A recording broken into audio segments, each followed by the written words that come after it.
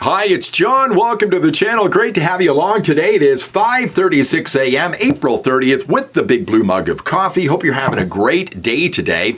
And thanks for subscribing to the channel. If you haven't, just click on subscribe, and we'll get up to 30,000 subscribers pretty soon. Thanks a lot for subscribing if you already have. So what a shit show Canada is. You know, Poilievre said that Canada is broken. Canada is broken. I've never seen it any worse than it is right now. The Liberals use that against him. How can anybody who sticks up for Canada say Canada is broken? Well, it is broken, and it's more broken now that we've elected Mark Carney. And boy, the fallout online is amazing. The analysis of what's happening and the future of the country is at stake. Everybody weighing in on that. So I thought I'd go through a few of those things that I'm finding online today. It's just fascinating stuff. And I have some advice for Pierre Poilievre. I actually did a whole video on what I'm going to talk about today about Pierre Poilievre at the end of this video, but I didn't put it online. So that's coming up in just a moment. Let's go over to Jack Posobiec on X. Boomers' #1 issue in the Canadian election was dealing with Trump. Their lowest issue, helping make housing more affordable and making Canada a better place. Pretty sad that the boomers sold out their kids. A lot of people said, how is it possible Poilievre lost the election when his crowds were so much bigger than Mark Carney's? My answer to that is the boomers were afraid of going out to the rallies for Mark Carney because they thought they might break their hip.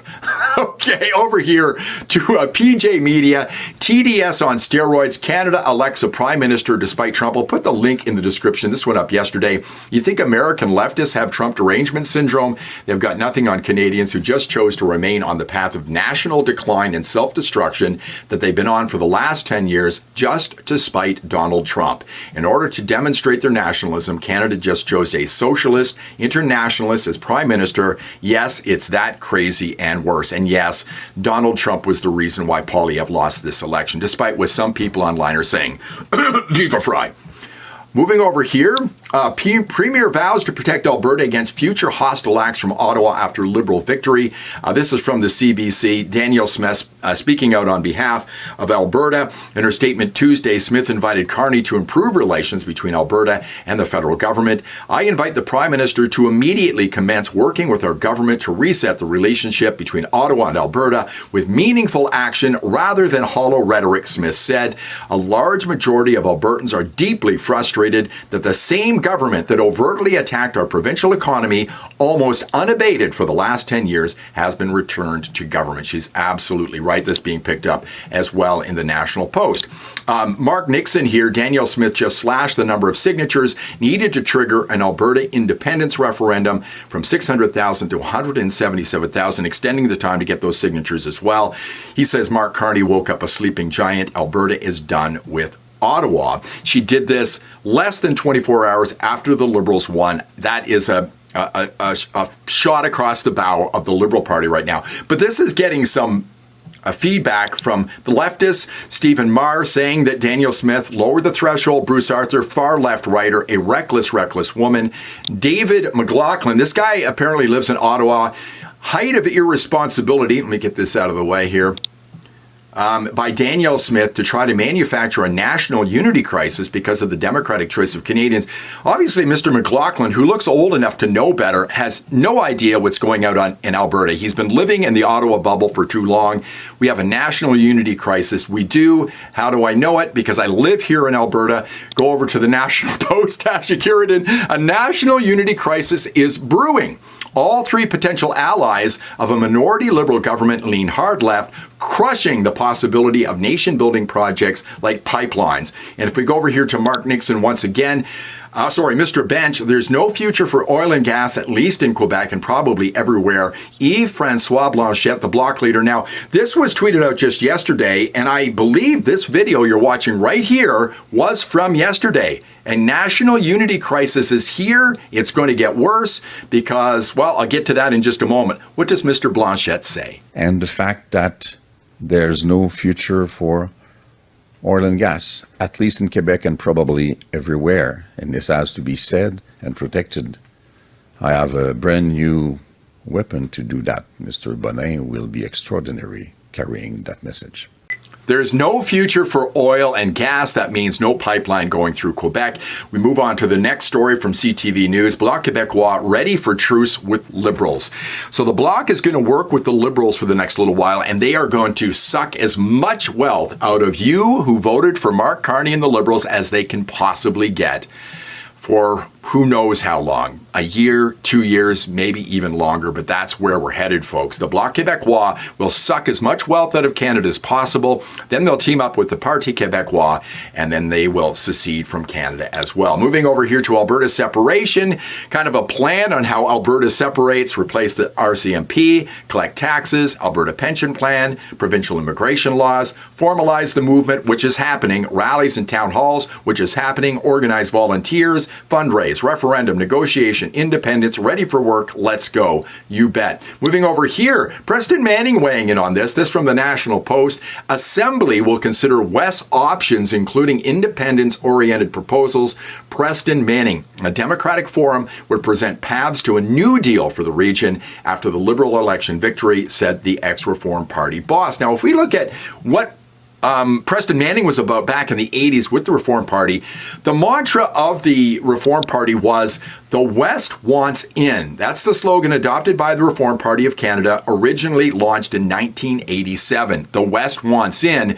Manning at least considering at this point that the West wants out. So that's good to hear as well. And of course, you remember last week, Preston Manning raised a bit of a kerfuffle saying that a spike in secession support inevitable if Carney wins the election. Well, that is certainly the case. He was quite right. Now, what would happen and what has to happen in order for Alberta to leave? You'll remember the Clarity Act, enacted June 29, 2000, Canadian federal law that establishes the conditions under which the government of Canada would enter into negotiations that might lead to secession following a referendum vote by one of the provinces. The act requires that the referendum question be clear and that it directly addresses the issue of secession. It also mandates that the majority in favor of secession be clear. The House of Commons has the responsibility to determine whether these conditions are met. So that's the Clarity Act. Moving over here, Brian Lilly, this is interesting. Did you vote for the People's Party of Canada? Last two elections I did. See this number, 141,177. This is what Elections Canada says the People's Party got across the whole country. Maxime Bernier, time to call it quits. I think you become a bit of a joke at this point. Marty up north, he's an Albertan. I feel sorry for Conservatives living in Eastern Canada. At least here in Alberta, I'm surrounded by like-minded people. Marty, I got to talk to him at Poilievre's rally here in Calgary last week for a few minutes. Watch for this guy to be pretty important when it comes to the referendum movement here, or the independence movement here in Alberta. And this is for Pierre Poilievre. Pierre Poilievre didn't just lose his seat, he's also likely lost his home. So he lives at Stornoway. He doesn't have a seat. He won't be able to sit in the House of Commons. It means he has to move out of Stornoway, so he has to find a new home right now. The other thing is this, everybody's talking about him finding another seat so that he can be in the House of Commons, and that he can be the leader of the opposition, which he hopes to do. We'll have to see how the Conservative Party feels about that. But my thing is this, in order for him to get a seat, there has to be a by-election. And who calls the by-election? That would be Mark Carney. When does Mark Carney have to call the by-election? Within 6 months. So if Poilievre finds somebody to give up their seat that they just won, he might have to wait 6 months for Carney to call a by-election. Now, Poilievre is great in the House of Commons and will be a thorn in the side of Mark Carney if he's there. So it could be next February, probably, before Poilievre ever sits in the House of Commons again, considering that 6 months down the road, they'll likely be in a Christmas break, and it'll be almost February before the House begins to sit again. My suggestion is this, and this is the video I made yesterday that I did not put up. I know Poilievre was about Canada, about uniting Canada, making Canada a better place. Should he stay on as leader? Well, the Conservatives would consider that. I think he should move back to Alberta. It's his home. Move back to Calgary, which is his hometown. And boy, we're looking for somebody out here to lead the independence movement, the separation movement out here in Alberta. And Pierre Poilievre has a lot of support in Alberta. Would that ever be something? So that's my suggestion to Pierre Poilievre. You're not wanted in Ottawa right now. Maybe it's time to step back, lead another movement, maybe be the leader of a new country, who knows? But come on back to Alberta. Love to see you here, and I certainly would support you. What do you think? Let me know in the comments below. If you like the video, give me a thumbs up, subscribe to the channel, ring the bell for notifications. Onwards towards 30,000 subscribers. Don't forget to click on that subscribe button, and I will see you in the next one.